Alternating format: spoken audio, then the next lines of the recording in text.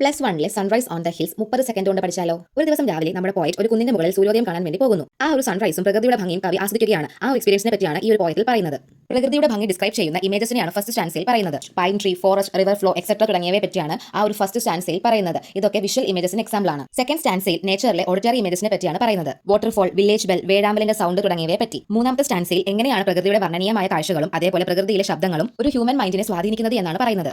നമ്മുടെ പ്രോബ്ലംസിനുള്ള എല്ലാ സൊല്യൂഷൻസും പ്രകൃതിയുടെ കയ്യിലുണ്ടെന്നാണ് പോയറ്റ് പറയുന്നത്. ഏത് തരത്തിലുള്ള സങ്കടമായിക്കോട്ടെ, കണ്ണുനീരായിക്കോട്ടെ, നേച്ചറിന് അതിനെല്ലാം തരണം ചെയ്യാനുള്ള പവർ ഉണ്ടെന്ന് നമ്മുടെ പോയറ്റ് പറയുന്നു. പ്രതീക്ഷകളൊന്നുമില്ലാതെ തകർന്നു നിൽക്കുന്ന ഒരു ഹ്യൂമൻ മൈൻഡിനെ ചേഞ്ച് ചെയ്യാൻ ഒരു സൂര്യോദയത്തിന് കഴിയുന്നു എന്നാണ് കവി പറയുന്നത്. അതുകൊണ്ട് തന്നെ എത്ര സങ്കടമുണ്ടെങ്കിലും, ലൈഫ് ഓക്കെ അല്ലെങ്കിലും, മൈൻഡ് ഓക്കെ അല്ലെങ്കിലും നമ്മൾ എവിടേക്ക് ചെല്ലണം? പ്രകൃതിയിലേക്ക് ഇറങ്ങി ചെല്ലണമെന്നാണ് കവി പറയുന്നത്. നേച്ചറിലെ മനോഹരമായ കാഴ്ചകളും അവിടെ നിന്ന് കേൾക്കുന്ന സൗണ്ടുകളും നമ്മുടെ മനസ്സിനെ വളരെയധികം സ്വാധീനിക്കുന്നുവെന്നും അതിനെ ആസ്വദിക്കാനുമാണ് കവി നമ്മളോട് പറയുന്നത്. ഇതിന്റെ മെസ്സേജ് എന്ന് പറയുന്നത് nature is a source of joy, strength and healing for the human soul. ഈ ഒരു പോയത്തെ പറ്റി അപ്രിസിയേഷൻ എഴുതാൻ ചോദിച്ചു കഴിഞ്ഞാൽ അതിൽ പറയേണ്ട കാര്യങ്ങളും themes, poetic devices, symbolism, message, അതേപോലെ പോയറ്റിനെ പറ്റിയുള്ള ഇൻട്രൊഡക്ഷൻ, ഇതെല്ലാം നമ്മൾ ലോങ് വീഡിയോ അപ്ലോഡ് ആക്കിയിട്ടുണ്ട്. ഞാൻ ലിങ്ക് ഡിസ്ക്രിപ്ഷൻ ബോക്സിൽ കൊടുത്തേക്കാം. സോ വാച്ച് ചെയ്യുക.